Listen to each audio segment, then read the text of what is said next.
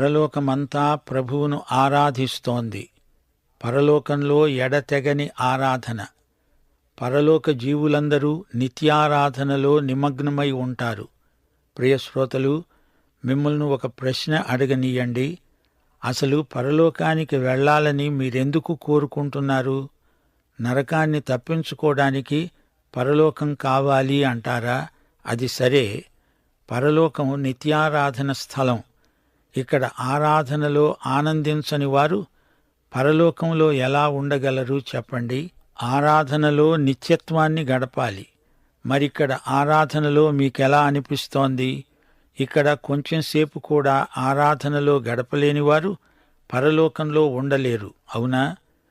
ఒక్క అరగంట ఎక్కువసేపు ఇక్కడ ఆరాధనలో విసుగనిపించే నీకు పరలోక నిత్యారాధన ఎలా ఉంటుంది? గమనించండి, కెరూబులు, సెరాపులు, దేవదూతలందరూ యేసు ప్రభువును ఆరాధిస్తూ ఉంటే నిత్యత్వం క్షణకాలమనిపిస్తుంది. సింహాసనాసీనుడైన వాడు యుగయుగములు జీవించేవాడు. ఆయనకే మహిమ, ఘనత, కృతజ్ఞతాస్తుతులు.